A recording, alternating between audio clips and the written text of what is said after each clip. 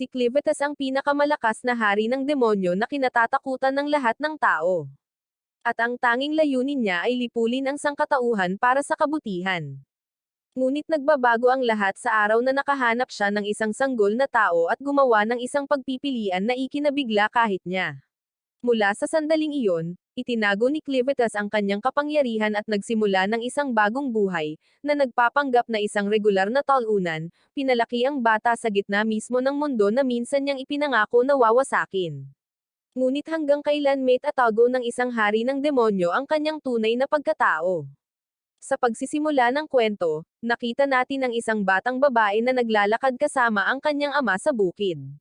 Nang matapos sila, tinawag siya nito para sundan siya pauwi. Naglibot-libot siya sa bahay, nakita ang mapa ng NZ, at may napansin siyang kakaiba. Pagkatapos mismo ng gilid ng mapa, may mga madilim na espasyo lamang.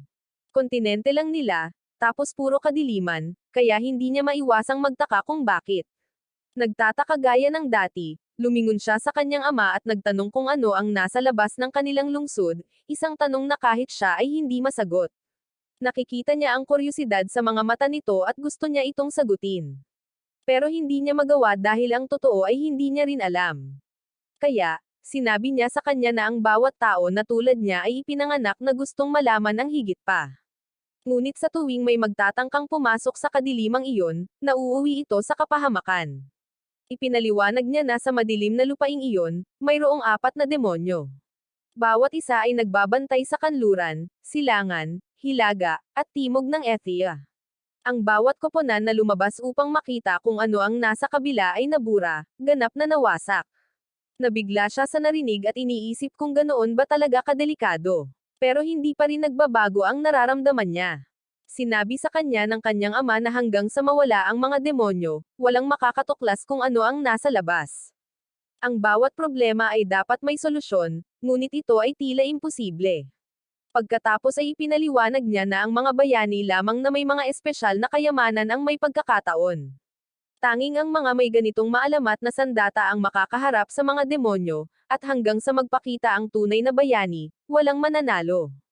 Sa halip na takutin siya, lalo lang siyang nasasabik nito. Pangarap niyang maging bayani ng lumalaban. Kung makukuha niya ang espada ng Haydn, makakasali siya sa laban. Kapag manalo ang mga bayani, sa wakas ay makikita nila ang mundo sa kabila ng mapa at matuklasan kung ano ang nagtatago sa mga madilim na lugar na iyon. Lumipas ang mga taon at lumaki si Alicia. Hindi na siya bata at isa na siya sa mga napiling bayani. Iminulat niya ang kanyang mga mata sa truck na nagdadala sa kanya sa gilid ng lungsod. Hinawakan niya ang kwintas sa kanyang leeg at sinabi sa kanyang ama, dumating na ang oras, at handa na siyang ipaglaban ang kanyang lungsod. At hindi siya nag-iisa, ang iba pang mga bayani ay sumama sa kanya. Habang nagpapatuloy ang paglalakbay, nagsimulang mag-usap ang grupo at dahan-daang nagpakilala sa daan. Mayroong ilang mga kilalang tao sa kanila, tulad ni Minark, na nagdadala ng gininto ang kayamanan ng Utopia at simpleng nagsasabing hindi niya alam kung saan siya nanggaling. Napatingin silang lahat kay Alicia at hiniling na magpakilala, halatang nagulat nang makita ang isang babae sa kanilang hanay. Ngunit hindi nag-abala si Alicia na tumugon or magsabi ng isang salita tungkol sa kanyang sarili. Ang karwahe ay patuloy na bumibiyahe hanggang sa marating nila ang gilid ng teritoryo kung saan si Stefan, na kilala sa paghawak ng Pegasus Treasure, ay nagbabala sa grupo na sila ay malapit na. Ang ilan sa iba ay tahimik na nagbubulungan sa kanilang mga sarili na si Stefan talaga ang pinakamalakas sa buong grupo, kaya naman umasta siya na parang siya ang pinuno. Biglang huminto ang karwahe at sinabihan sila ng driver na hindi na ito makakausad pa. Naghahanda ang lahat na bumaba, ngunit bago pa man sila makatapak sa lupa, bigla na lang silang naabutan ng isang biglaang pag-atake ng mga demonyo, at sa kaguluhan, ang driver ay napaslang kaagad. Sumigaw si Stefan para sa lahat na lumabas at lumaban. Lahat sila ay nagmamadaling lumabas, at agad na hinati ni Stefan ang squad sa mas maliliit na grupo. Mabilis na kumilos ang mga archer at lancers, habang sinabi ni Stefan sa iba na makikipagtulungan siya kay Alicia para labanan ang natitirang mga kalaban. Si Alicia, na bitbit ang kayamanan ng Rock Swallow, ay sumama kay Stefan sa labanan. Siya ay makapangyarihan at karismatiko, Ngunit ang higit na namumukod tangi ay kung gaano siya katalas at kamalayan sa lahat ng nangyayari sa kanyang paligid, hindi nawawala ang isang detalye. Pagkatapos ay makikita natin na ang nakatayo sa isang bundok sa harap nila ay isa sa mga Demon Lord na nagsimulang magsalita tungkol sa mundo na ipinanganak mula sa kaguluhan. Inamin niya na kung ang mundo mismo ay ipinanganak ng kaguluhan, dapat ganoon din siya at baka tama siya. Ang labanan ay nagiging mas matindi habang ang lahat ng mga bayani ay umuusad at nagtutulak sa kanila sa mga burol at sa ibabaw ng mabatong lupa, na umaakyat sa tuktok ng bundok. Si Stefan, nasa sabik at handa para sa hamon, ay determinadong tuparin ang kanyang reputasyon bilang pinakamatalinong isa sa kanila. Sinabi niya sa grupo na ngayon ang araw na makikilala sila bilang mga tunay na bayani. Kailangan nilang patunayan sa lahat ng pumili sa kanila na sila ay talagang sapat na malakas. Sa wakas, nang marating nila ang bundok ng Luna, humakbang pasulong ang Demon Lord at nagpakita ng sarili. Siya ay mukhang parehong nakamamangha at nakakatakot sa parehong oras na may puting malambot na balat, at isang matalim na titig na nagpapabagabag sa lahat. Ito ay si Clivitus of the Moonlight, ang pinuno ng dulong katimugang dulo ng Ethia. Saglit na nabalisa si Stefan at kahit na inamin niya kung gaano talaga katakot ang kaaway na ito. Ngunit sa kabila ng takot, ito mismo ang kanilang pinuntahan. Nandito sila sa isang misyon at hindi sila nag-iisa at sama-sama silang determinado na gawing katotohanan ang alamat. Ngunit nang si Stefan ay naghahanda sa kanyang sarili na umatake, biglang naglunsad ng pag-atake si Clivitus mula sa malayo, na inihagi si Stefan sa gilid ng bundok at agad siyang pinaslang. At sa kasamaang palad, iyon na ang katapusan ni Stefan. Ang lahat ay nakatayo doon na natigilan at gulat na gulat dahil si Clivitus ay hindi gumagalaw kahit isang pulgada at nasawi na si Stefan. Ang isa sa iba pang mga bayani ay sumusubok na humakbang at manguna, sumisigaw sa lahat na magsama-sama at lumaban. Ngunit si Alicia ay hindi nagmamadaling pumasok tulad ng iba. Siya ay inis ka ng bundok, naghahanap ng anumang bagay na maaaring magbigay sa kanila ng isang kalamangan. Habang papalapit ang mga bayani kay Clivitus, pinutol niya sila ng sunod-sunod nang hindi gumagawa ng isang hakbang. Mabilis na nalaman ni Alicia ang nangyayari. Sumigaw siya sa iba, binabalaan sila na si Clivitus ay umaatake gamit ang mga anino. Kung gusto nilang mabuhay, kailangan nilang lumayo sa mga anino. Nag-aalangan ang grupo, hindi sigurado kung ano ang gagawin, ngunit hindi naghintay si Alicia. Nagsisimula siyang tumalon sa gilid ng bundok, tumakbo ng mabilis hanggat kaya niya. Sinusundan siya ng anino, at siya ang unang nakakita ng pag-atake na darating at nagawang lumaban. Nagliwanag ang mga mata ni Clivitus sa gulat. Hindi naman siguro magiging ganoon kadali ang laban na ito gaya ng mga nakalaban niya noon, ngunit gayunpaman, nakakakuha ito ng atensyon niya. Ito ay sangkatauhan, at sa loob ng 1,000 taon, hindi siya nakaharap sa mga tao. Ngunit sa kanyang natatandaan, dapat silang mahina, kasing hina ng mga insekto. Gayunpaman, iba ang nakikita niya ngayon. Malakas sila at nasa misyon sila, at tila walang makakasira sa kanilang determinasyon. Hindi niya lubos maisip kung ano ang nagtutulak sa kanila, ngunit gusto niyang maunawaan kung saan nanggagaling ang kanilang lakas.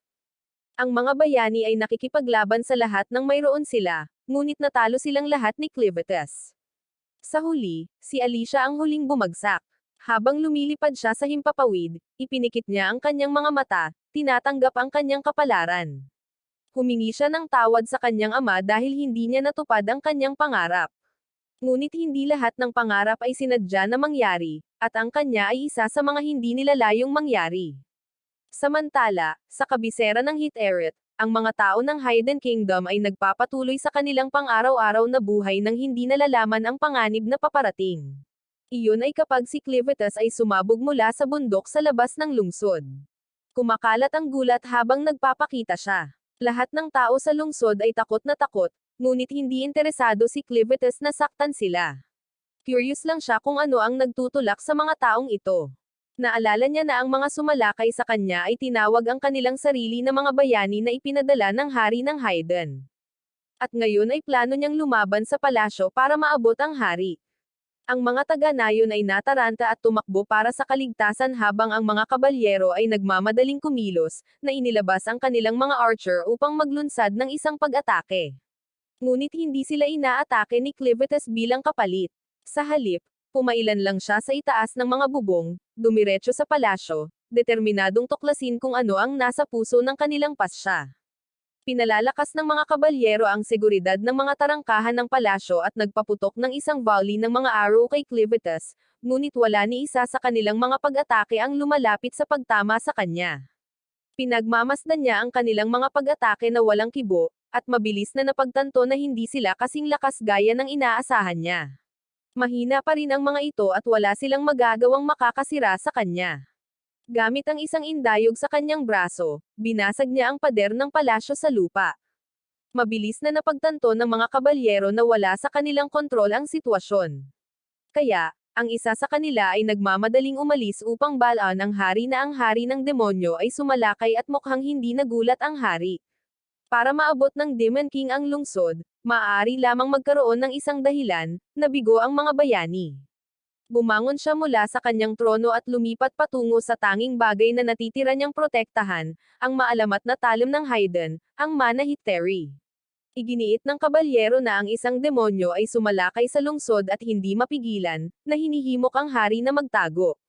Ngunit kung ang demonyo ay tunay na hindi mapigilan, ang hari ay nangangatuwiran na walang saysay na tumakbo dahil kahit saan siya magpunta, mahahanap siya ng demonyo. Ang mga kabalyero ay patuloy na nakikipaglaban, naglulunsad ng apoy at mga palaso kay Clivitus. Pero alam niyang wala sa mga ito ang makakapagbago. Gayunpaman, naaalala niya kung paano nagawang sugatan siya ng espada ni Alicia, kahit kaunti lang. Ito ay nagpapatunay na kung ang mga tao ay hindi mapipigilan, sila ay maaaring lumakas at maging isang banta. Hindi siya kailanman lumapit sa teritoryo ng tao, ngunit ngayon ay hinahabol nila ang kanyang lupain, at para sa kanya, sapat na dahilan iyon para lumaban. Lumapit ang hari sa pintuan upang ipagtanggol ang sagradong talam, ngunit nang buksan niya ito, nagpakita si Clivitus sa kanyang harapan. Sa isang tingin sa korona at sa damit, nalaman agad ni Clivitus na kaharap niya ang hari. Tinawag niya ito, nagsasalita ng malinaw na wika ng tao, at nagpagulat ito sa hari dahil hindi dapat makakapagsalita ang isang demonyo tulad nila. Nabigla ang hari, nagtatanong kung paano nakakapagsalita ang isang halimaw na tulad niya.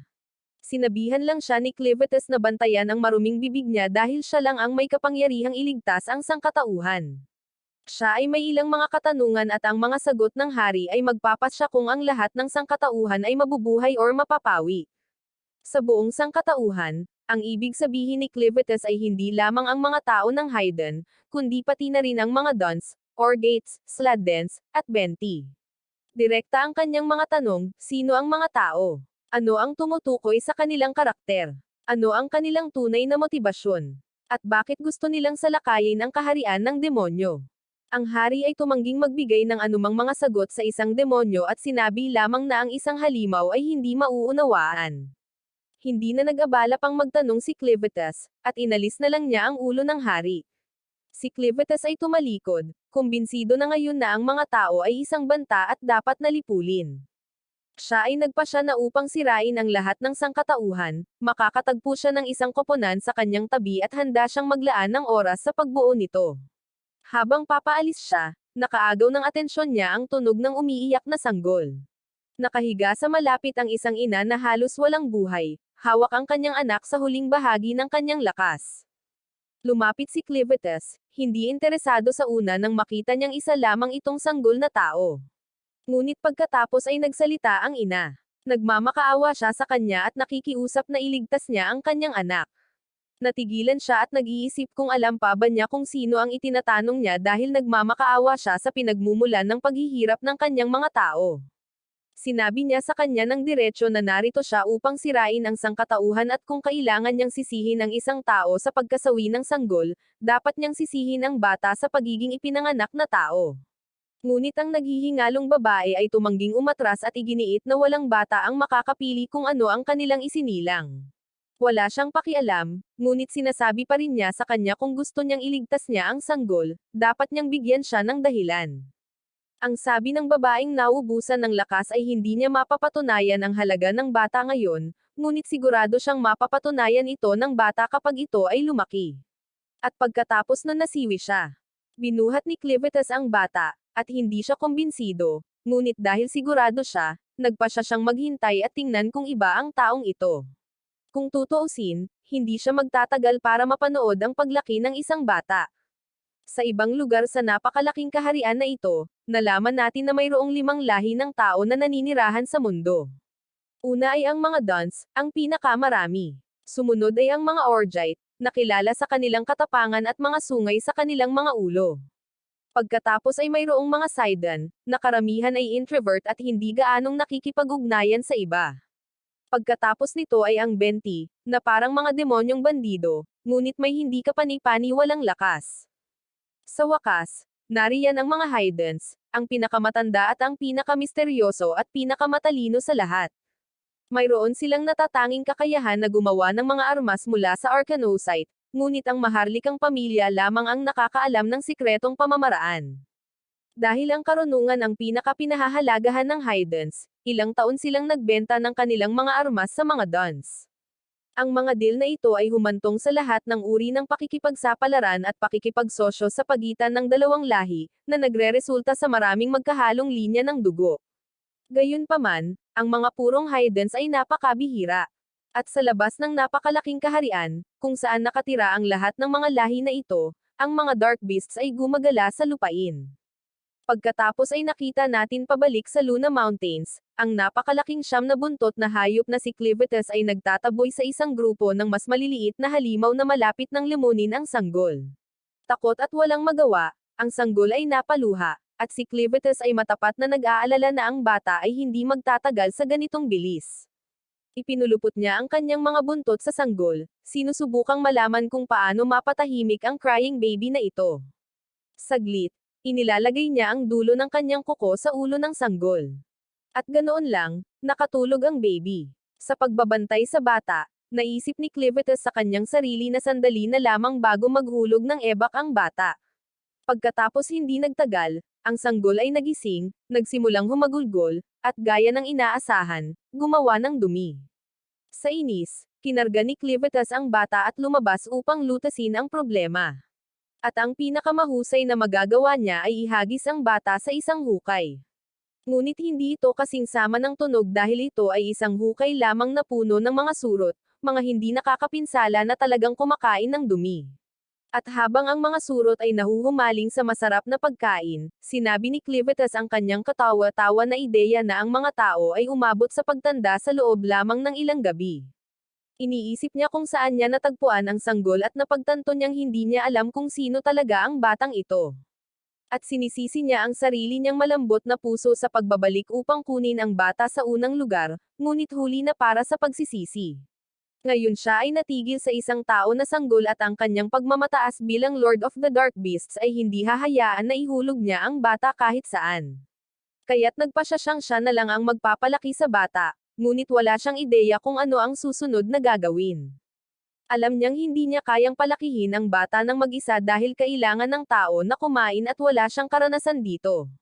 Sa mabilis na pag-iisip, tinitingnan niya ang mga katawan na naiwan mula sa kamakailang labanan at nagpasya na buhayin si Alicia.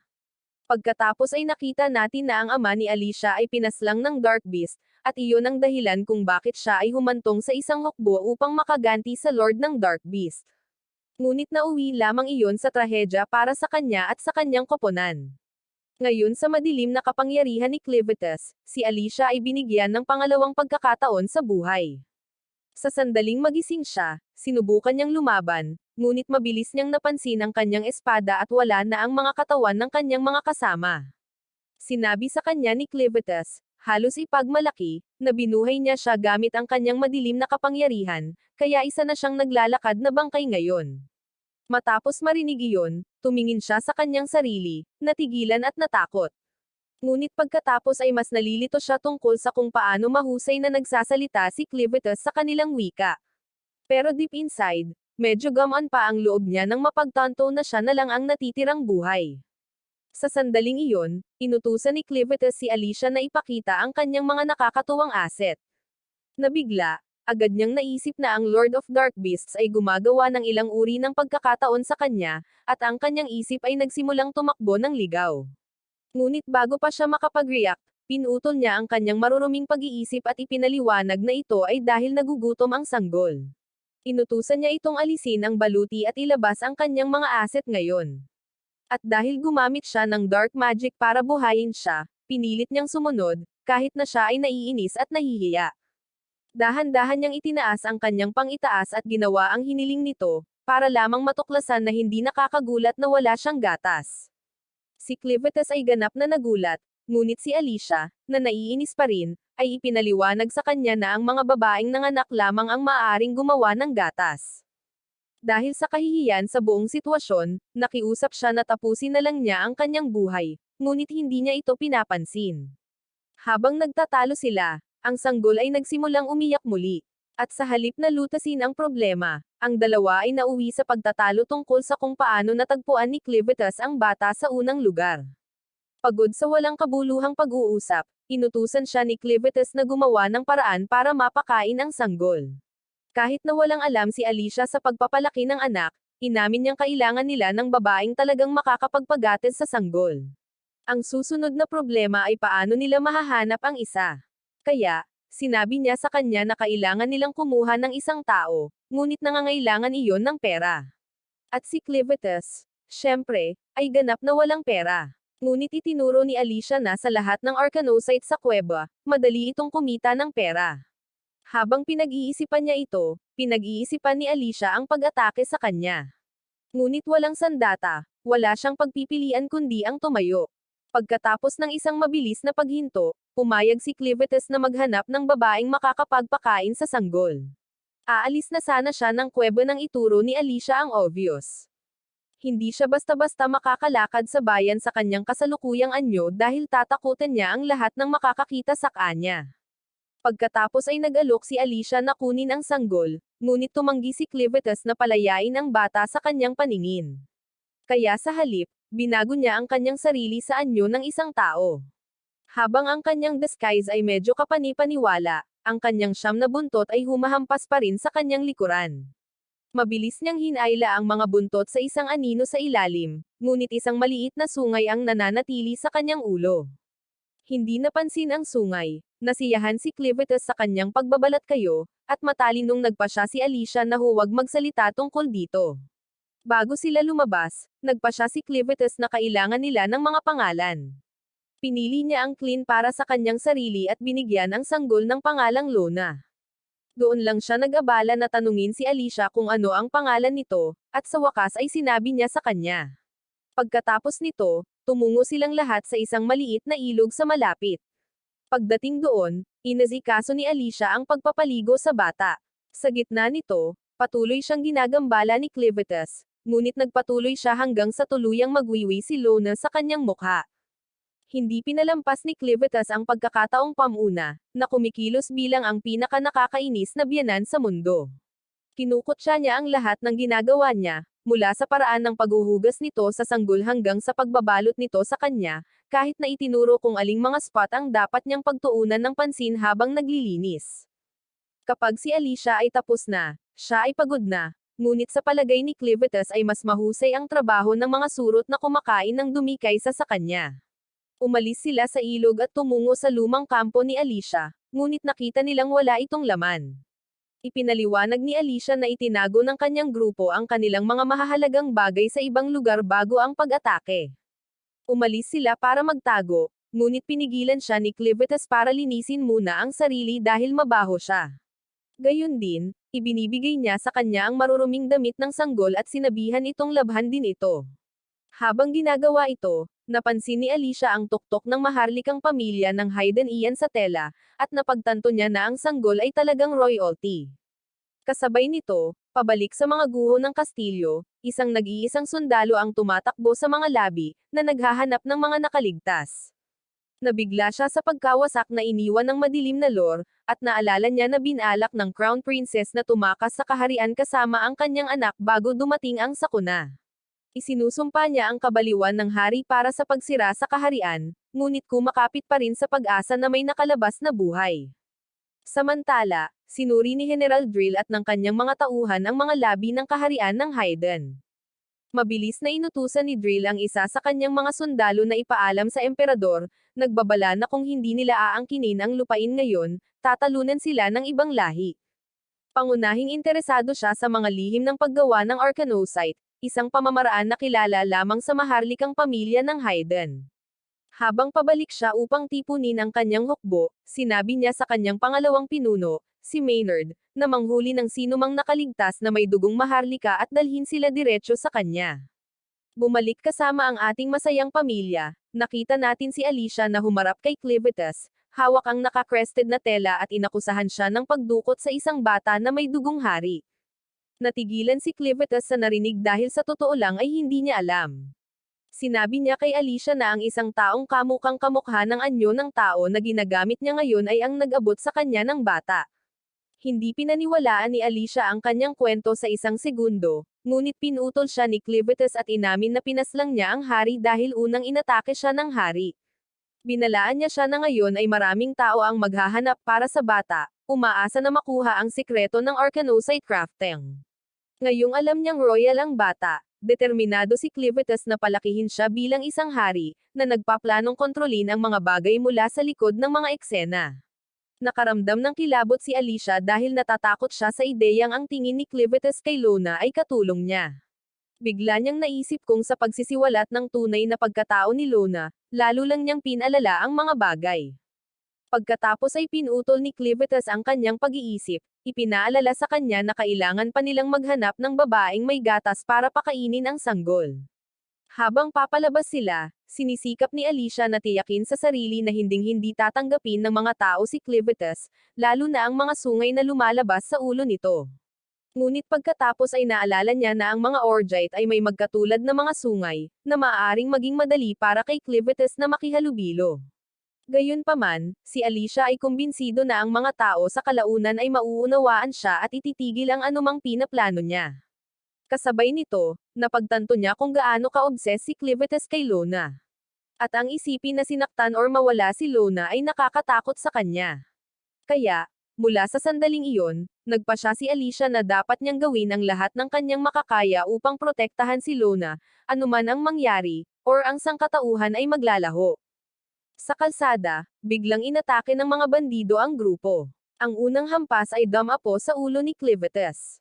Ipinapalagay ni Alicia na ang mga ordinaryong bandido ay hindi dapat maging problema para sa Lord of Dark Beasts.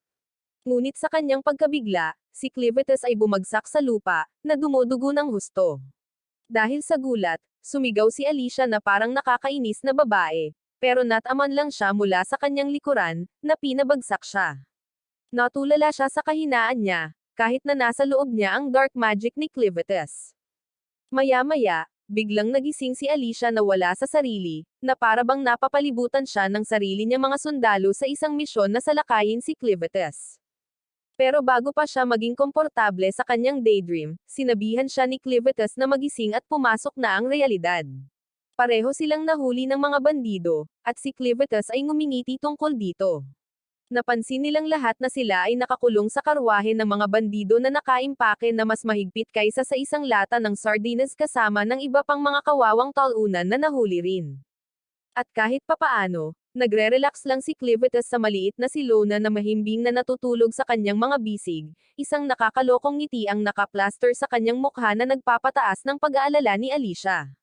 Sinulyapan niya si Lona na tahimik na natutulog at tinanong si Clivitas kung paano niya nagawang pakalmeyan ang bata.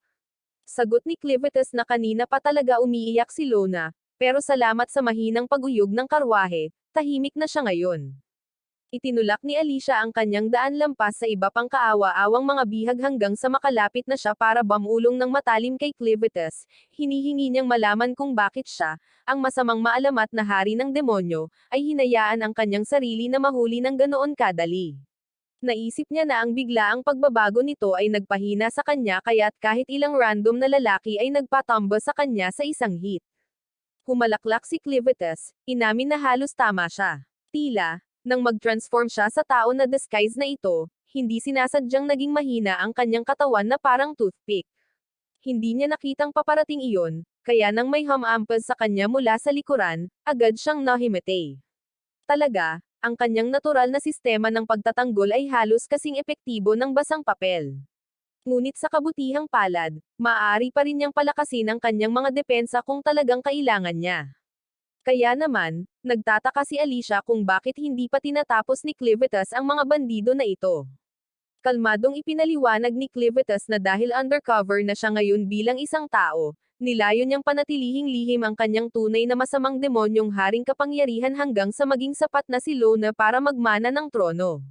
At saka, gusto talaga niyang hayaang maglaro ang mga bagay-bagay para matuto pa siya tungkol sa mga tao, lalo na kung bakit dinukot ang mga inosenteng tao na ito noong una. Titig na titig sa kanya si Alicia na parang tulala bago diretsyong ipinaliwanag sa kanyang walang kaalam-alam na utak, na halatang nahuli sila ng mga bandido na malamang na nagbabalak na ibenta ang kanilang malas na mga sarili sa mga mangangalakal ng alipin.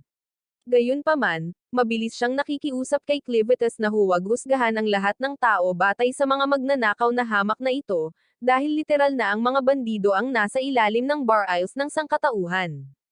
Hindi nagtagal, huminto ang karwahe sa rundown base ng mga bandido at agad silang nahati sa dalawang grupo, lalaki sa isang tabi, babae at bata sa kabilang banda. Ang isa sa mga bihag ay biglang tumakbo para dito, malinaw na nasusuka dito sa kaganapan. Kaya, pinapanood ni Dagarn at ng isa sa mga lider ng bandido ang lalaki na tumatakbo palayo, ngumingiti ng mapanokso, alam na nilagdaan ng lalaki ang kanyang sariling katapusan. Pagkatapos, isa pang bandido ang casual na naghagis ng punyal sa tumakas na lalaki, na ibinato sa kanya diretsyo sa likod at ibinagsak siya ng mas mabilis kaysa sa isang sako ng bigas. Dahil ang lalaki na iyon ay permanenteng wala sa komisyon, mahinahong binabalaan ni Dagarn ang natitirang mga alipin na huwag subukan ang anumang katulad na kawalang isip, maliban kung gusto din nila ng talim na palamuti sa kanilang gulugod.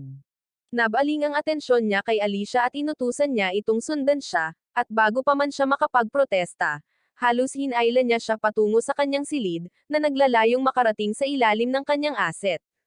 Hindi sigurado si Clivitas hanggang sa mapansin siya ng isang babaeng nagngangalang Karma, na mukhang namamahala sa seksyon ng kababaihan at mga bata ng magandang tiwaling operasyon na ito. Nang makita si Lona sa kanyang mga bisig, tinawag ni Karma ang kanyang lingkod na si Nero, na ang trabaho ay karaniwang daycare para sa mga dinukot na sanggol. Pagkatapos ay nalaman namin na ang tagwa ng mga bandido ay nasa isang abandonadong quarry. At malalim sa ilalim ng pit na ito ay namamalagi ang isang misteryosong pool ng tubig. At sa pinakailalim ng pool na iyon ay may maalamat na pulang talam. Siyempre, ito ay binabantayan ng isang masasamang bagay, marahil isang halimaw na may sapat na lakas upang mapunit ang mukha ng sinuman. Anyway, lumalabas na si Dagarn ay hindi eksakto ang kilabot na inakala ko dahil hinailan niya lang si Alicia diretsyo kay Bruco, ang kasalukuyang gumaganap na pinuno ng mga bandido bilang kapalit ng kanilang tunay na amo, Zuzak. Tila, si Bruco ay nagsagawa ng isang maliit na kudeta sa pagnanakaw sa nangungunang posisyon. At walang sapat na talunan para magreklamo dahil ang kanyang alagang hayop, si Betty, ay isang literal na makina ng pagpaslang na may kakayahang gawing ground beef ang sinuman. Nakilala kaagad ni Alicia si Betty bilang isang mabagsik na western na demonyo at natigilan na ang isang talunan na tulad ni Bruco ay talagang nagawang paamuhin ito. Casual na nakikipag-usap si Bruco kay Betty na nagrereklamo na siya ay naiinip at gustong makipaglaro sa isang tao. Sa isang baluktot ng ngiti, sinabi ni Bruco sa kanya na tulungan ang sarili sa alinman sa mga talunan na bandido na nagdala kay Alicia. Ngunit bago mapili ni Betty ang kanyang malas na larwang manggunguya, sa wakas ay isiniwalat ni Bruco kung bakit niya ipinatawag si Alicia. Halatang inagaw ng kanyang mga kampan ang mga magic crystal na kinuha ni Alicia mula sa crib ni Clivitas. At alam na alam ni Bruco na sila ay mula sa Mount Moon, ang pugad ng malaking masamang Clivitas. Isinasaalang-alang ito, kasama ang katotohanang hindi kaagad na ipadala ni Alicia ang kanyang sarili sa presensya ni Betty, nalaman ni Bruco na isa siya sa 13 bayani mula sa Hayden na ipinadala sa isang misyon ng pagkakasawi upang tapusin si Clivitas. Sa pag-aakalang si Alicia ay bumalik sa Hayden, puno ng mga kristal na ito, nagpa siya si Bruco na magsabi ng isang impormasyon. Ang maharlikang kabisera ng Hayden ay nilipol na ni Clivitas. Ngunit ang maliit na pahayag na ito ay hindi eksaktong masamang balita para sa baluktot na negosyo ni Bruco. Ipinagmamalaki niya ang isang mapula-pula na espada, na sinasabing ito ay isang manahiterite blade, na tanging Hayden royalty lang ang nakakaalam kung paano gumawa. Siyempre, Ang espada ni Bruco ay mas peke kaysa sa isang $3 na bill, at ang mga bandido ay niloloko ang mga tao kaliwat kanan gamit ang mga kagamitan na ito. Ngayong ang buong maharlikang pamilya ay opisyal nang natapos ng permanente, ang presyo ng mga huwad na Monaherit sword na ito ay naging lubhang mahalaga. Ito ay isang paraan ng paggawa ng pera, pero ang malupit na si Bruco ay hindi nasisiyahan dahil siya ay naghahanap ng isang bagay na mas malaki, ang pinakadalisay, pinakalegit na hydrite na mga espada na personal na ginawa ng hari ng Haydn at eksklusibong ibinigay sa kanilang mga bayani. Kumpiyansa si Bruco na ang lahat ng iba pang mga bayani ay tinapos na ni Clivitas, na inaakusahan si Alicia na inabandona ang kanyang mga tauhan upang iligtas ang kanyang sariling balat. Hinihiling niya kay Alicia na sabihin kung nasaan ang sarili niyang sandata, kasama ang mga armas mula sa kanyang 12 hanggang 13 mga kasama sa koponan. Si Alicia ay nananatiling matigas ang ulo na nanahimik, na lalong ikinagalit ni Bruco. Kaya inutusan niya sina Dagarn at Satch na kaladkarin ang kanyang sarili pabalik sa pugad ni Clivitas para hanapin ang mga mahahalagang kayamanang iyon. Si Dagarn, na nagpapakita ng isang pambihirang kislap ng utak, ay nagmumungkahi na marahil ay mas matalinong habulan ni Alicia ang isa pang kayamanan na kanilang hinahanap. Ngunit nananatili si Bruco sa kanyang mga plano, iginigiit ang orihinal na plano. Bago sila paalisin, sinabihan ni Bruco sina Dagarn at Satch na malaya silang makipag-warm up kay Alicia anuman ang gusto nila, tinitiyak na hindi siya magdudulot ng gulo sa paglalakbay. Kasabay nito, natagpuan ni Clivitas ang kanyang sarili na nagtatrabaho bilang isang waiter ng maliit na bahay tuluyan na pinamamahalaan ni Karma. Ang panonood sa mga bandidong sumusubok na manligaw kay Karma ay tahimik na napabuntong hininga kay Clivitas, tunay na nagtataka kung paano nabuhay ang mga walang galang na ito nang hindi kusang nasusunog mula sa kanilang sariling kalokohan. Sa kabilang banda, abala si Nero sa pagpapakain kay Lona ng kanyang maalamat na gatas habang nagtatrabaho rin bilang isang waitress. At nakalulungkot, ang mga customer ay patuloy na inaabuso siya. Si Clivitas ay matigang naghahain ng karne sa mga mababang buhay na tulisan na ito, na pinahanga ang mga tulisan sa kanyang kakaibang masunurin na kilos. Si Karma, gayunpaman, ay hindi mapalagay sa paligid ni Clivitas.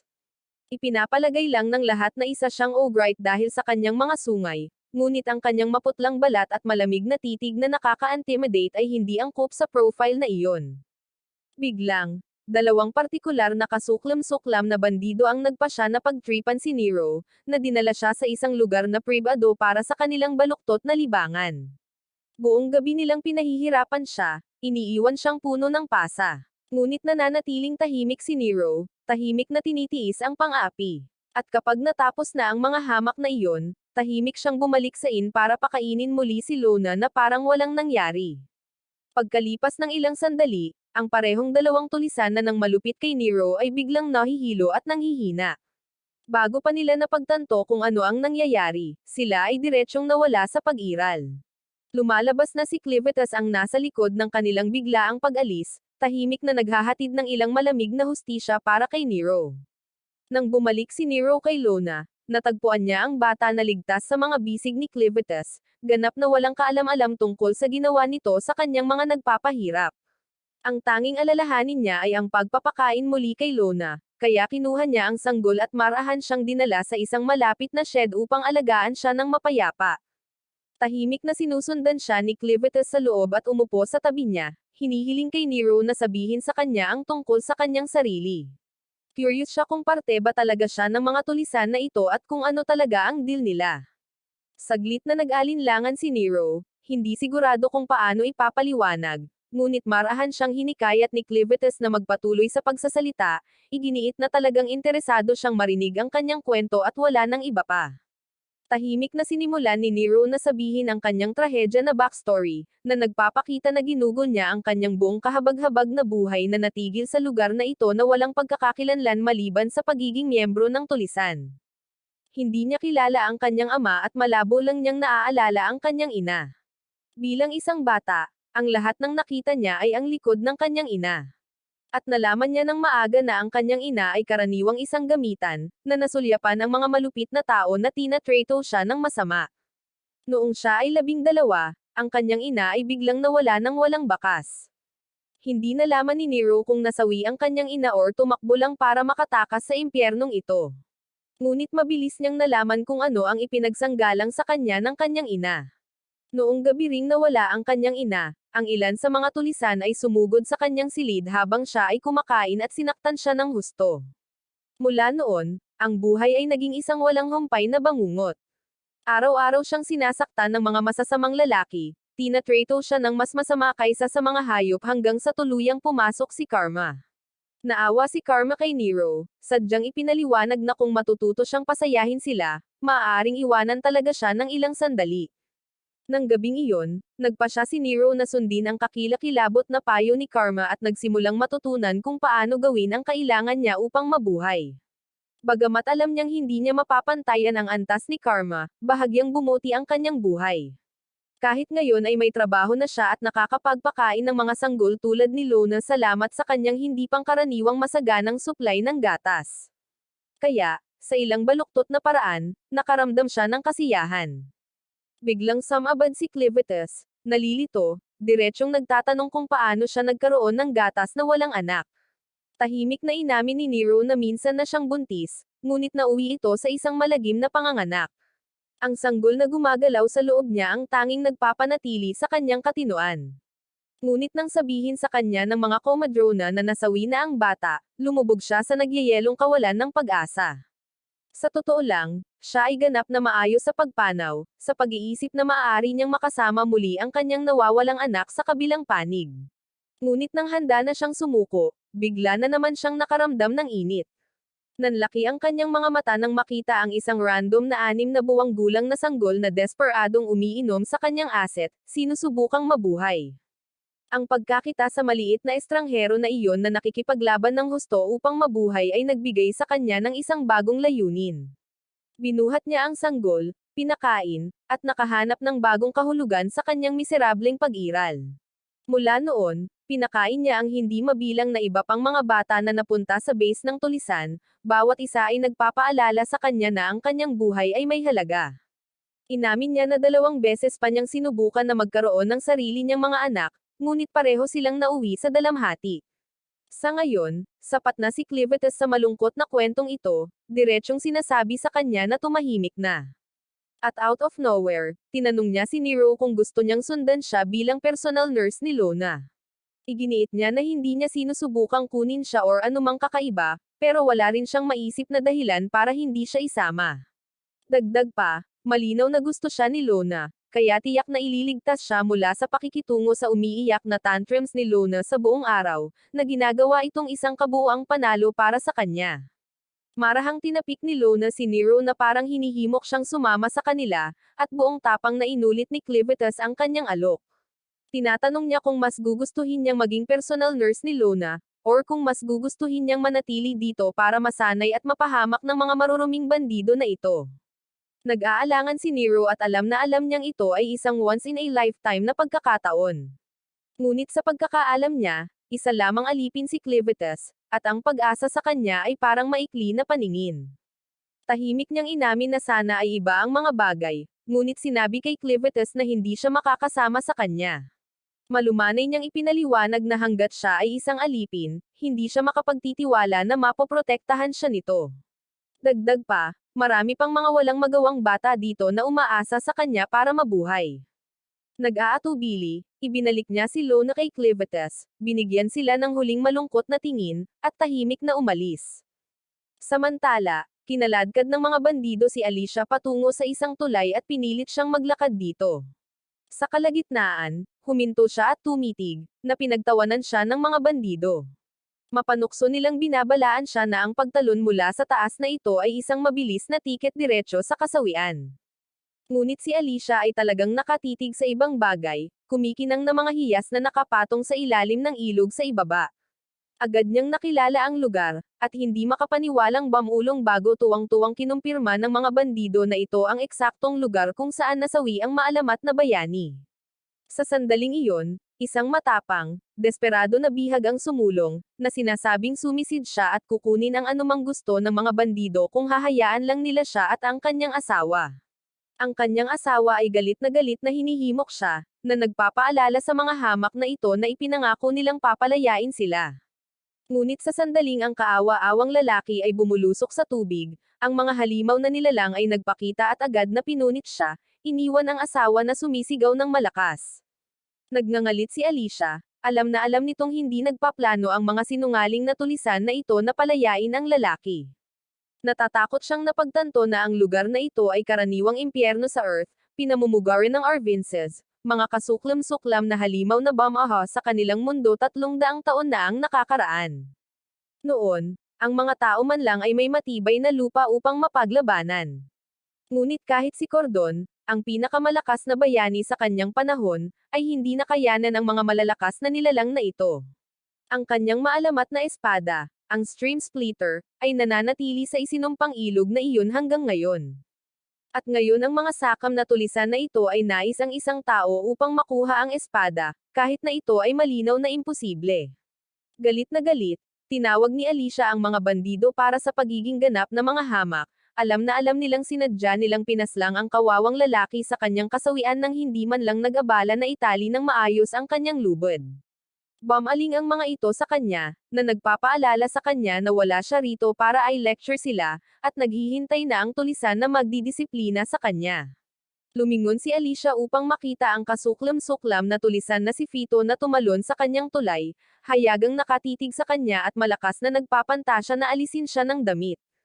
Ngunit bago pa man siya mahawakan ni Fito, biglang nabali ni Alicia ang isa niyang kamay para makawala, inagaw ang espada mula sa kanya na parang boss, hiniwa ang mga lubid ng tulay, at tumalon sa hangin. Habang bumubulusok siya sa lupa sa ibaba, bumubulong-bulong siya sa ilalim ng kanyang hininga, na umaasang hindi nagbibiro si Clivitus nang tiyakin niyang hindi siya masasawi. Pagkatapos ay tumingin ang gang, nagulat na nakatingin, at nang makita nila ang walang buhay na katawan ni Alicia, agad nilang napagtanto na siya lang ang nangunguna sa kanila sa paghahanap sa nawawalang 13 mga armas ng regalia. Sa parehong sandali sa lupa sa ibaba, si Alicia ay nagising sa kanyang immortalidad na sumpa na inilagay ni Clivitus, na nagpabalik sa kanya sa kamalayan. Bagamat hindi siya maaaring masawi dahil sa sumpa, hindi ito nagbibigay ng anumang regenerative powers, na nag-iiwan sa kanyang ganap na hindi makagalaw mula sa leeg pababa na walang ganap na ideya kung paano magpatuloy. Bawat buto sa kanyang katawan ay parang nadudurog, at ang malaking pagkawala ng dugo ay nagiging imposible para sa kanya na makagalaw ng mag-isa. Alam niya na ang natitirang hindi natuklasan ng mga bandido ay napakahalaga, kaya't siya ay desperado na nagpupumiglas hanggang sa ang kanyang dugo ay nagsimulang lumutang paitaas, na tinawag si Clivitus na humarap sa kanya.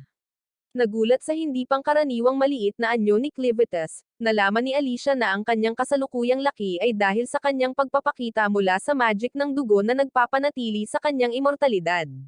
Ipinaliwanag ni Clivitus na ang mahiwagang dugong ito ay mahalaga sa kanyang kaligtasan. Kung tuluyan na siyang mawalan ng dugo, masasawi talaga siya. Ngunit kung patuloy na magiging kapaki-pakinabang si Alicia, nangangako si Clivitus na pupunan muli ang lahat ng kanyang dugo, na magbibigay daan sa kanyang katawan na ganap na gumaling mula sa mga pinsala. Nakahinga ng maluwag sa katiyakang ito, ngunit napansin ni Clivitus na hindi pa nagsisimula ang pagpapagaling, tinanong ni Alicia kung bakit siya nag-aalangan. Tiniyak ni Clivitus sa kanya na pagagalingan niya siya, ngunit kailangan muna niya ng kanyang pananaw sa isang bagay. Kamakailan ay kinilala niya si Nero bilang ideal na kandidato para magsilbi bilang nurse ni Lona.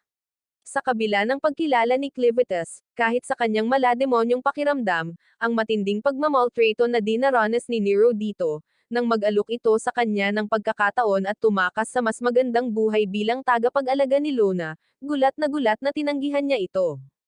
Hinahanap ni Clivitus ang pangunawa ni Alicia kung bakit tinanggihan ni Nero ang gayong kapaki-pakinabang na panukala. Inaasahan ni Alicia na malamang na tinitingnan ni Nero si Clivitus bilang walang kapangyarihan, isang alipin na hindi kayang tuparin ang kanyang mga pangako.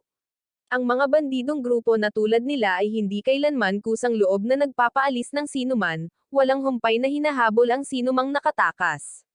Dahil lumaki sa ganitong malupit na kapaligiran, malamang na naniniwala si Nero na ang kalayaan ay isang imposibleng pangarap. Tinanong ni Clivitus si Alicia kung mayroong anumang solusyon sa problemang ito, at iminumungkahi ni Alicia na ang pinakasimpleng opsyon ay ang pag-aalis ng lahat ng mga bandido sa base. Kapag walang sino mang natitira upang habulin si Nero, mas magiging gusto niyang tanggapin ang proposal ni Clivitas. Itinuturo ni Alicia na sa napakalaking kapangyarihan ni Clivitas, dapat na madaling mapuksa ang buong pangkat ng bandido.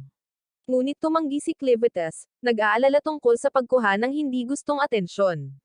Hindi niya kayang ihayag ang kanyang kawalan sa bundok, sa takot na baka samantalahin ng iba ang pagkakataong salakayin ang teritoryo ni Clivitas. Sa halip, iginiit ni Clivitas na dapat itong pangasiwaan ni Alicia, na nangangatuwiran na hindi karaniwan para sa isang bayani na tulad niya na alisin ang isang grupo ng mga bandido sa kanyang paglalakbay. Sinubukan ni Alicia na makipagtalo pabalik, ngunit nag-ambala si Clivitas at iginiit na isagawa niya ang gawain, agad na binaha ang kanyang katawan ng dugong pinahiran ng mahika upang maibalik ang kanyang lakas. Hindi nagtagal, dumating ang mga bandido sa ilalim ng kuweba upang hanapin ang bangkay ni Alicia. Natatakot silang masaksihan ang hindi natural na pag-ikot ng kanyang katawan, ang mga buto ay bumabalik sa posisyon at mabilis na nag-aayos ang mga tissue, na nagdulot kay Alicia sa hindi maisip na sakit. Sa kalaunan, ang kanyang katawan ay ganap na gumaling, iniiwan siyang ganap na naibalik. Ang mga bandido ay namangha sa kanyang kaligtasan, ngunit mabilis na inilipat ang kanilang focus, sa paniniwalang maaari pa rin nilang pilitin si Alicia na gabayan sila sa 13 regalia. Alam nila ang katayuan ng kanyang bayani, maingat silang nagpapatuloy, ngunit kumpiyansa sila sa kanilang bilang. Isang walang isip na tulisan ang nag-iisang umatake sa kanya, tinamaan ang balikat ni Alicia. Gayunpaman, kumpara sa kanyang kamakailang paghihirap, ang sugat na ito ay hindi gaanong mahalaga. Kaya, mabilis na hinawakan ni Alicia ang kanyang braso, naghatid ng isang malakas na suntok sa kanyang mukha, at inangkin ang kanyang espada at eye patch. Sa kabila ng kanyang pag-aatubili na lumaban, kinikilala niya ang mga bandido bilang hindi matutubos na mga banta na dapat alisin. Sa pagharap ni Alicia sa mga bandido, nakatuon na ngayon si Clivitas sa paghahanap kay Nero at pagkumbinsi sa kanya na ang pagtakas ay tunay na posible. Samantala, bumalik si Nero sa tavern, binati ng nag-aalalang Karma.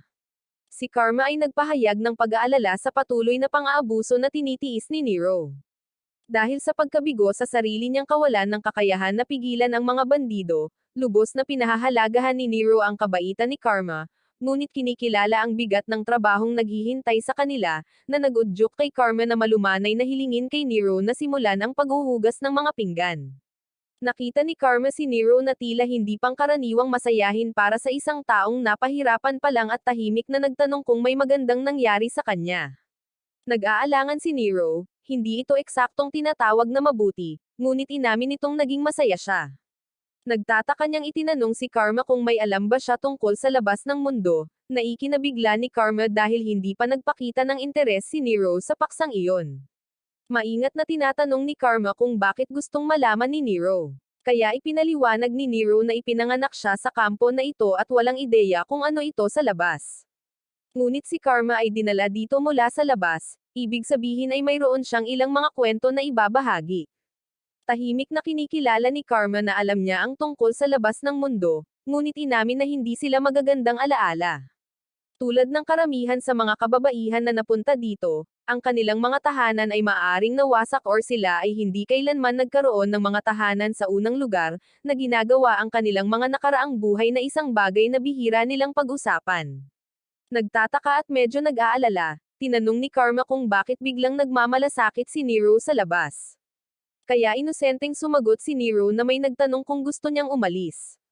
Agad na galit, sinampal ni Karma ang mukha niya at pinagalitan siya dahil sa pagsasabi ng napakapanganib na bagay, lalo na sa mga bandido na nakatambay pa rin sa tavern. Para sa mga bandidong ito, sila ay mga disposable na alipin na maaaring itapon sa tabi tuwing hindi na sila magagamit. Ito ang dahilan kung bakit ang lahat ng mga babae ay palaging magkasama at tumitingin sa isa't isa. At kung gusto ni Nero na mabuhay dito, hindi niya kayang magsabi ng mga ganoong kawalang ingat na bagay.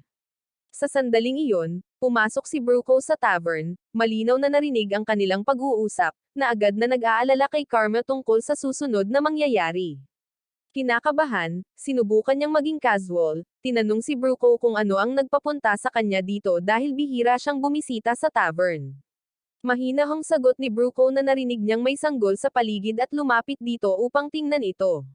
Mabilis na kinausap ni Karma si Nero, na hinihiling sa kanya na sabihin kay Bruco kung nasaan si Lona. Casual na sinabi ni Nero na ang sanggol ay nasa kwadro noong huling beses niyang tiningnan at inanunsyo ni Bruco na siya mismo ang titingin dito. Gayunpaman, nang malapit na siyang umalis, biglang inutusan ni Bruco si Nero na sumama sa kanya, at agad na lumamig ang dugo ni Karma.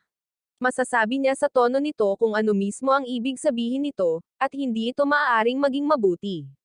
Desperado si Karma na magsalita para kay Nero pero dahil wala siyang kapangyarihan dito, wala na talaga siyang magagawa. Si Nero, na walang alam sa naghihintay sa kanya, ay masunurang sumunod kay Bruco. Sa sandaling wala na sila, galit na hinampas ni Karma ang kanyang mga kamay sa mesa, dinaig ng guilt at pagkainis. Si Nero lang ang nasa paligid na kayang pakainin ang mga sanggol, ngunit malinaw na walang pakialam si Bruco.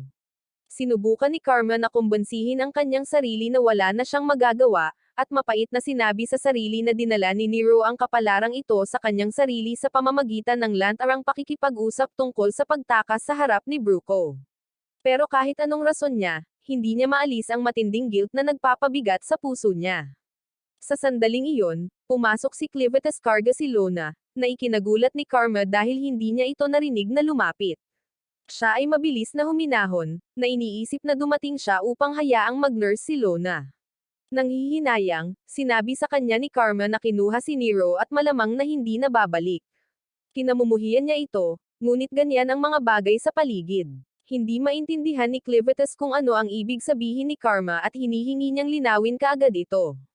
Nang makita ang intensidad sa mga mata ni Clivetes, mabilis na napagtanto ni Karma na seryoso siya sa pagtiyak sa kaligtasan ni Nero.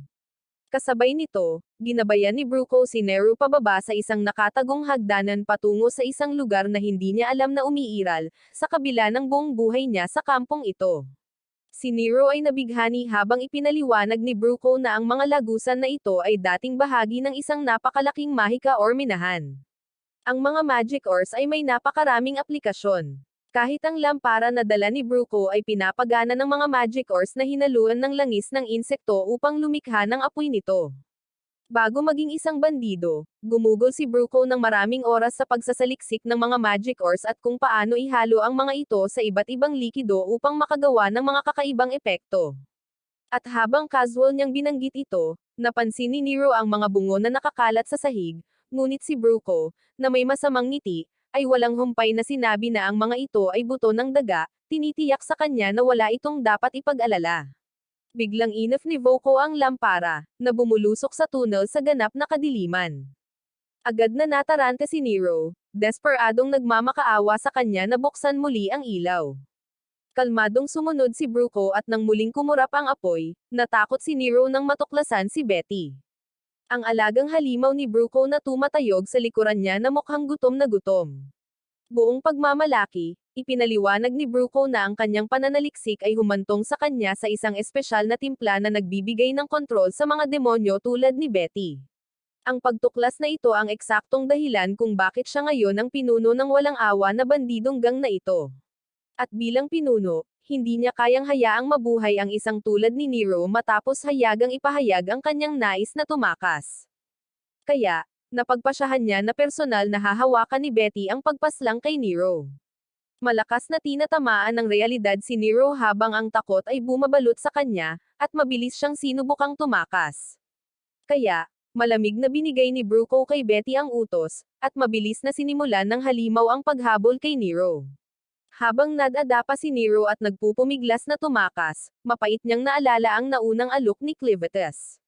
Lubos niyang pinagsisisihan ang pagtanggi nito, alam niyang kung oo ang sinabi niya, maaaring iba ang wakas ng mga bagay. Sa sandaling iyon, napansin ni Nero si Clivetes na nakatayo sa dulong bahagi ng lagusan na hawak-hawak si Lona at ang kanyang dalamhati nang malaman niyang hindi na niya maaalagaan si Lona. Kadalasan, ito mismo ang magiting na ililigtas siya ni Clivetes. Ngunit sa kasamaang palad, si Nero ay mabilis na nilamon ni Betty, nilamon ng buo at tila wala ng pag-asang mabuhay. Agad na napaluha si Lona matapos masaksihan ang kahindak-hindak na tanawin. Ngunit malumanay siyang inaliw ni Clivitas, ipinaliwanag na ganito lang talaga gumagana ang mundo. Kailangan ding kumain ng mga mahiwagang hayop, kaya walang kabuluhan ang pagsisi kay Betty. Kung sino man ang may kasalanan, si Clivitas mismo nahuli sa pagdating. Talagang nainis siya sa pagkawala ng isang taong kasing halaga ni Nero, pero wala na siyang magagawa ngayon. Pagkatapos ay kalmadong ibinaling ni Clivitas ang kanyang atensyon kay Bruco, nalilito sa kung paanong ang isang mapagmataas na troll mula sa mga kanlurang kagubatan ay maaaring magsilbi sa isang mahinang talunan na tulisan na may isang hindi kagwapuhan na mukha tulad niya. Talagang natulala si Bruco sa kapangahasan ni Clivitas na insultuhan siya sa oras na ganito. Naguguluhan din siya kung paano pa narating ni Clivitas ang lugar na ito, pero sa huli ay balewala na. Galit, inutusan niya si Betty na kainin din si Clivitas, ngunit ang nakakagulat, tumanggi si Betty na gumalaw. Tumangala si Bruco sa kanyang karaniwang masunurin na halimaw, at nakita niya ang isang tanawin na hindi pa niya nakikita. Nanginginig si Betty sa sobrang takot. Sa katunayan, takot na takot siya kaya't hindi niya sinasadyang isinuka si Nero, na lumalabas na nasunog ng husto ng asid sa tiyan at nawawala ang braso at binti. Sa kabila ng mga kakilakilabot na pinsala at sugat, si Nero ay nakakapit sa buhay. Walang pag-aalinlangan, mabilis na ni-neutralize ni Clivitas ang asid na bumabalot sa katawan ni Nero at dahan-daang inilagay si Lona sa tabi niya, hinahayaan itong mag-alok ng ginhawa sa mga huling sandali nito.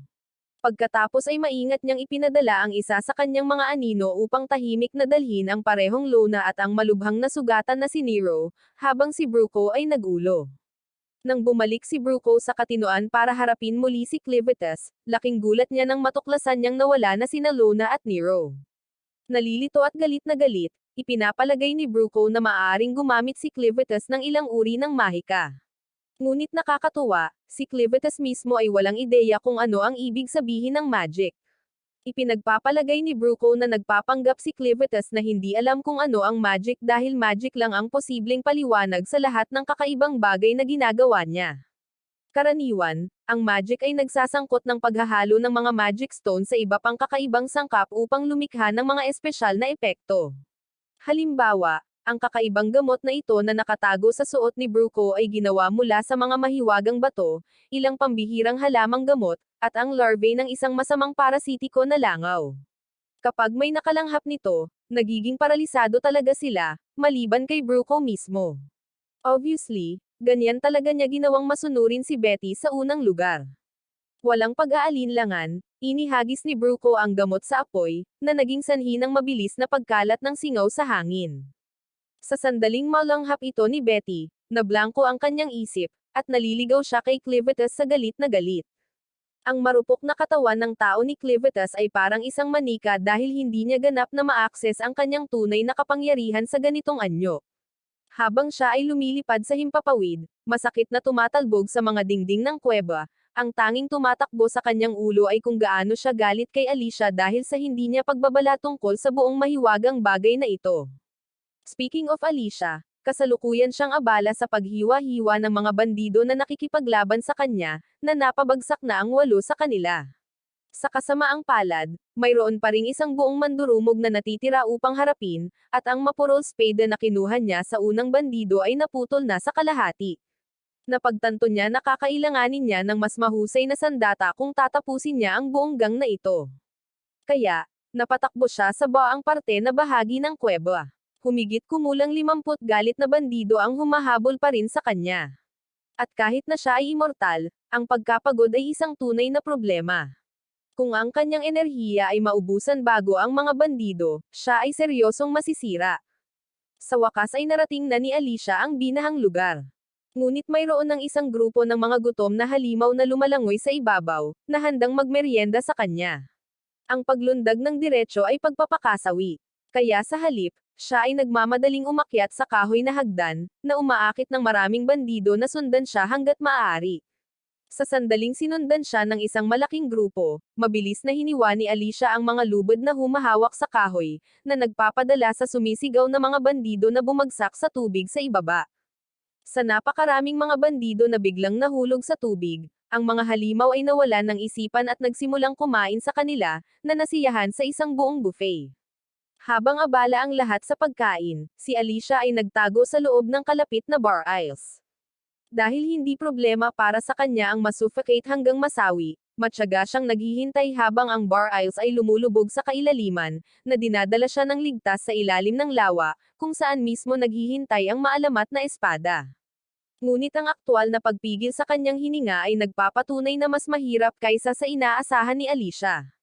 At sa lalong madaling panahon, ang pagdurog na presyon at naghihirap na kakulangan ng oxygen ay nagsimulang yumapekto sa kanyang sarili ng eksakto tulad ng kanyang kinatatakutan. Namamanhid ang kanyang katawan sa walang humpay na pagpisil ng tubig.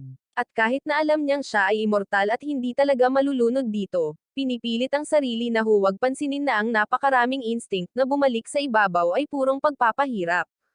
Pagkatapos ng kung ano ang pakiramdam tulad ng isang walang hanggan, siya sa wakas ay lumapag sa lupa, natitisid sa labas ng bar aisle sa isang disoriented na pagkatulala.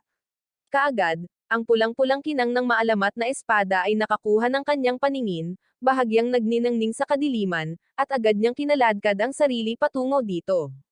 Sa kabila ng kanyang mga kalamnan na sumisigaw dahil sa pagod, alam na alam ni Alicia na kapag nahawakan niya ang espadang iyon, magkakaroon siya ng napakalaking lakas at ang paghatak sa sarili palabas sa sitwasyon na ito ay magiging isang madaling gawain. Ngunit nang malapit na niya itong makuha, bumungad sa harap ng mukha niya ang isang napakalaking pulang dugo na mata. At saka lang napagtanto ni Alicia na hindi talaga siya napadpad sa lakebed, kundi sa likod mismo ng isang napakalaking halimaw na kakagising lang salamat sa kanyang malamayan na paglapag. Ang malaking hayop ay nagsimulang bumangon mula sa kanyang pagtulog, itinapon si Alicia sa paligid na parang laruan sa marahas na agos. Napansin niya na ang kasuklam-suklam na ito ang eksaktong dahilan kung bakit natapos ang maalamat na bayani dito. Ngunit hindi siya nawawala sa kanyang focus ngayon. Galit na galit, muli siyang sumugod sa espada, desperado na hawakan ang hawakan nito. Ngunit sa sandaling iyon, ibinuka ng napakalaking nilalang ang maluwang nitong bibig, na lumilikha ng malakas na pagsipsip na nagbabantang lemonin siya ng buo. Hindi kayang labanan ni Alicia ang nakakabaliw na paghila, ngunit sa huling posibleng segundo, nagawa niyang agawin ang espada nang idikit ng halimaw ang mga panga nito sa kanyang braso. Masakit na nakapin sa pagitan ng mga tallest nitong ngipin, si Alicia ay nagpatawag ng malakas na lakas mula sa mapagkakatiwalaang kapangyarihan ng pagka-flashback na galit. At sa isang mabagsik na sigaw, binasag niya ang panga ng halimaw. Sa wakas ay nakalaya na galit siyang tumitingin sa kumikinang na mata ng hayop habang ang maalamat na espada ay nagsimulang umahon na may kapangyarihan sa kanyang mga kamay.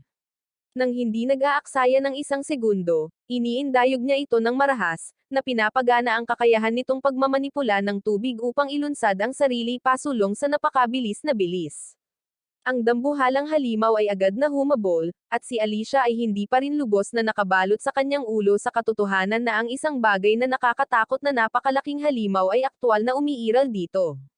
Sa tingin niya, ang halimaw na ito ay dapat isa sa mga sinaunang nakakatakot na hayop mula sa Dark Ages na nakatulog ng hindi nagagambale sa loob ng libu-libong taon. Karaniwan, ang mga maalamat na halimaw na ito ay nananatiling nakatago sa mga pinaka-hindi maabot na sulok ng kontinente. Ngunit ang partikular na halimaw na ito ay tila nagising salamat sa mga tao na nagmimina ng Ogrite dito at sinisira ang kanyang pagtulog sa kagandahan. Habang pinoproseso ang lahat ng impormasyon na iyon, sa wakas ay nakita ni Alicia ang ibabaw, ngunit napansin din siya ng mas maliliit na halimaw na nakatago doon. Masakit na alam niyang kakailanganin niya agad ng oxygen kung magkakaroon siya ng pagkakataong manalo sa magulong laban na ito. Ngunit ang mga maliliit na halimaw ay humaharang na sa kanyang landas.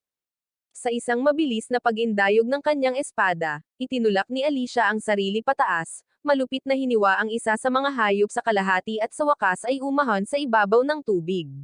Ang mga bandido ay tumitig sa ganap na hindi makapaniwala, ganap na nawala ang kanilang kamalayan nang makitang buhay muli si Alicia. Ngunit bago pa man siya tuluyang makahinga, lumabas ang napakalaking halimaw mula sa lawa sa likuran niya. Ang paningin nito ay nagpapadala sa natitirang mga tulisan sa isang masayang siklab ng pagkagulat. At kaagad, ang sinaunang halimaw ay nagpakawala ng pag-atake, pinalabas ang napakalaking galami nito at sinira ang lahat ng bagay sa landas nito. Walang choice si Alicia kundi umiwas ng mabilis at umatras. Dahil kahit na ang kanyang pinakamahuhusay na hit ay halos hindi nakaapekto sa ibabaw ng halimaw na ito, mabilis itong tumama sa kanya na kahit na ang isang maalamat na bayani na tulad niya ay walang tunay na pagkakataong mag-isa laban sa isang halimaw sa ganitong nakakabaliw na sukat.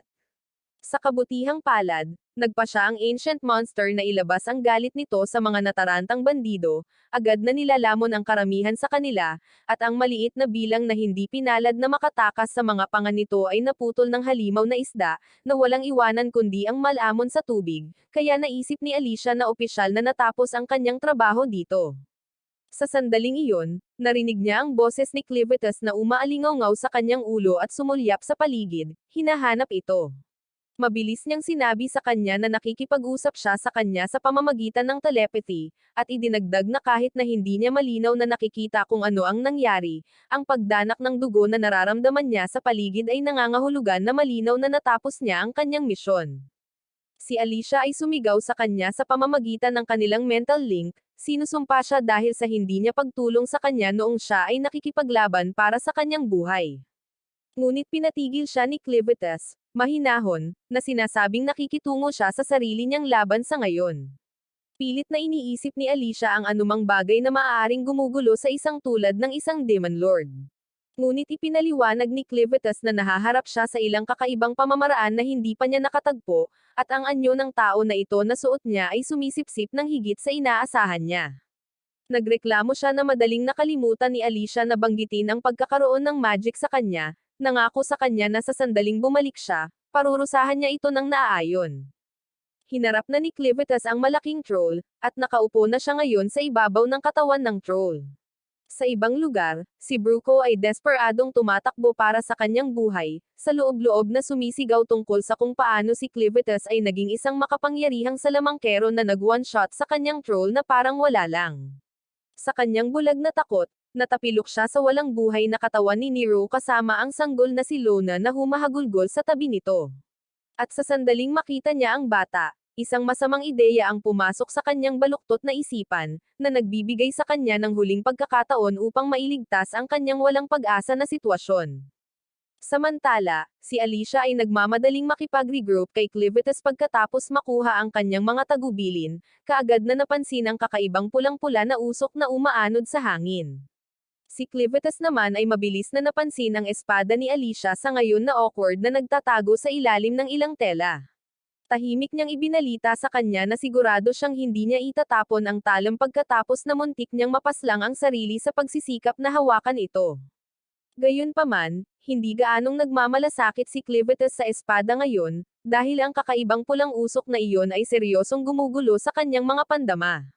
Inis niyang ibinalita kay Alicia na kahit na ang mga normal na tao at hayop ay tila hindi apektado, ito ay ganap na nagwawalang bahala sa kanya bilang isang Demon Lord. Wala siyang maamoy na amoy at walang tigil sa pagtugtog ang tenga niya at sa totoo lang, naaasar na siya. Lumaki ang pagkadismaya ni Clivitus, na sinasabi na kung bumalik siya sa kanyang tunay na anyo, maaari niyang maalis ang buong lugar at maalis agad ang nakakainis na usok na ito.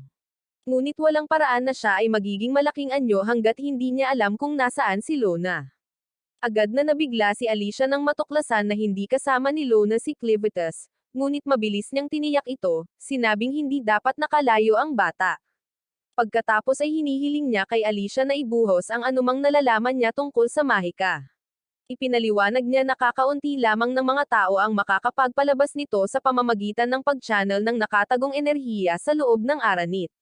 Si Alicia ay umamin na may pagkabigo na siya ay personal na mahina sa mahika sa kabila ng pag-alam ng ilang teorya, at si Clivitus ay tahasang tinawag siyang lubos na walang silbi.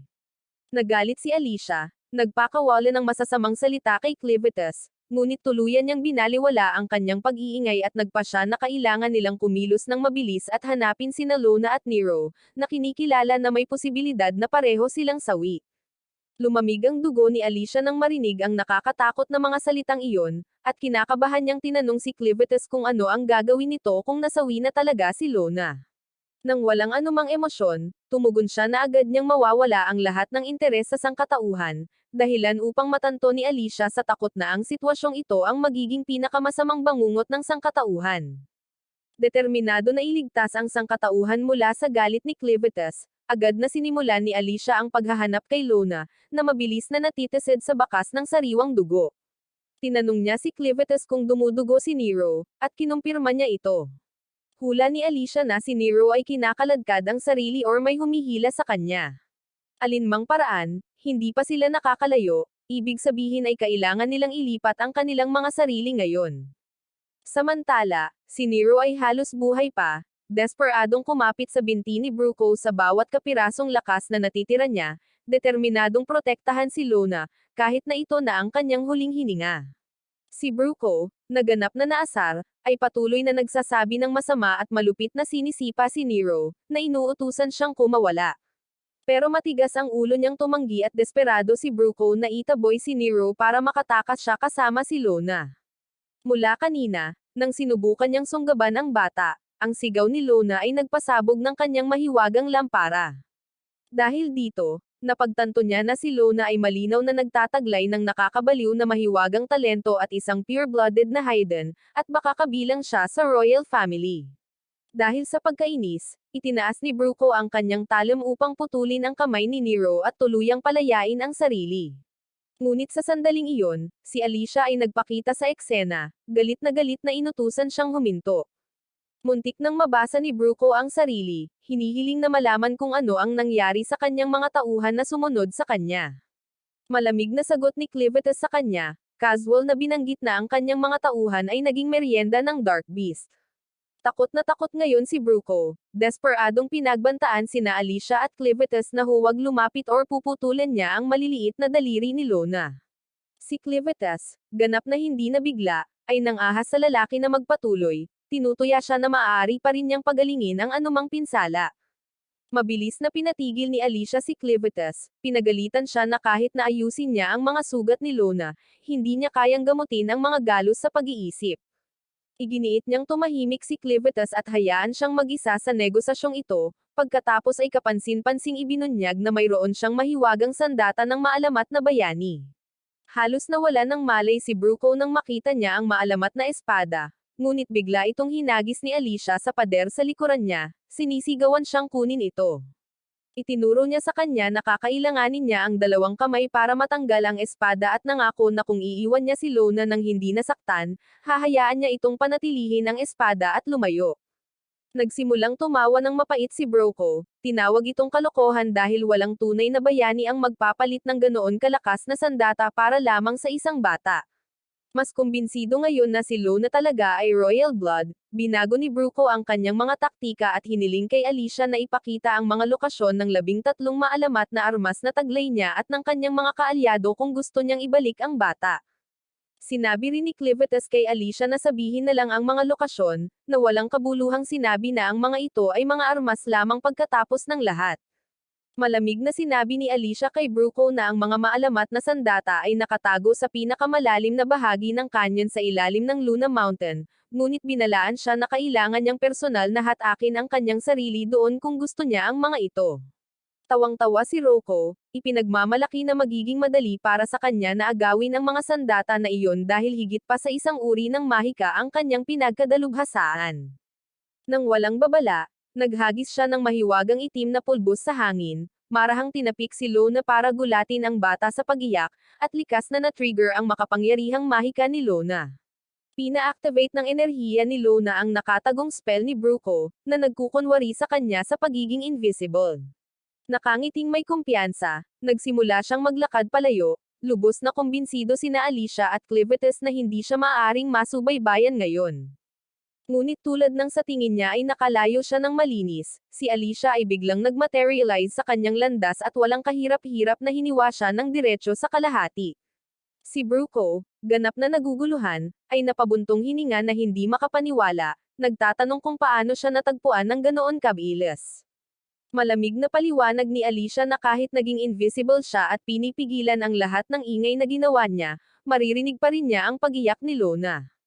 Samantala, kinuha ni Clivetes si Lona at tinanggal ang invisibility dust sa bata. Mapait na nagpasya si Alicia na hayaan ang bangkay ni Bruco na manatiling hindi nakikita, mabilis na ibinaling ang kanyang atensyon kay Nero. Napagtanto ng may pasasalamat na nakaligtas lamang si Lona dahil pinrotektahan siya ni Nero sa bawat huling onsa ng lakas na mayroon siya.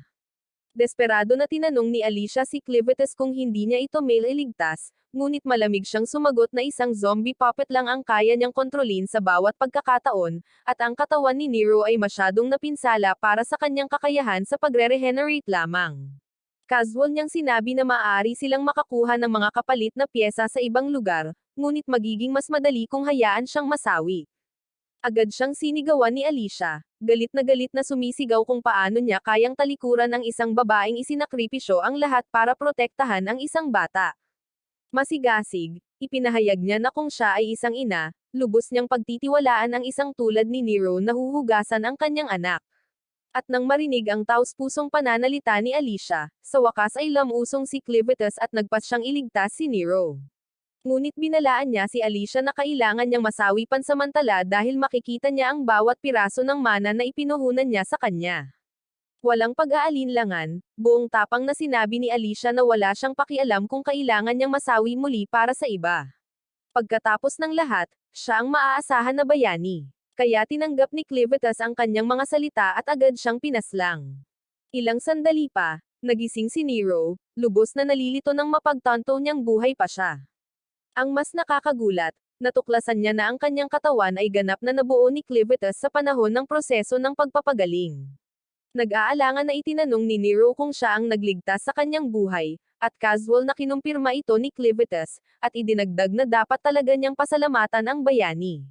Ipinaliwanag niya na ang pagpapagaling kay Nero ay natagalan kaysa sa inaasahan, na naging sanhi ng pagkabulok ng katawan ni Alicia. Ngunit ngayong naibalik na niya ang mana ni Alicia, dapat na siyang magising muli sa ilang sandali. Makalipas ang ilang segundo, biglang nagising si Alicia, sumibol na parang nagbi-breakdance, agad na nagpapanik tungkol sa nawawala niyang espada. Hindi pinapansin ni Clivitus ang kanyang mga kalokohan, mahinahong ipinaalam kay Nero na siya ay isinilang na muli, at mula ngayon, tatawagan niya ang pangalang Nelero. Ibinigay niya muli si Lona sa kanyang mga bisig, mariing sinabi sa kanya na mula sa sandaling ito, sasamahan niya sila sa paglalakbay, at sa pagkakataong ito, nang walang pag-aalinlangan, buong pasasalamat na tinanggap ni Nelero ang kanyang alok ng may tunay na ngiti.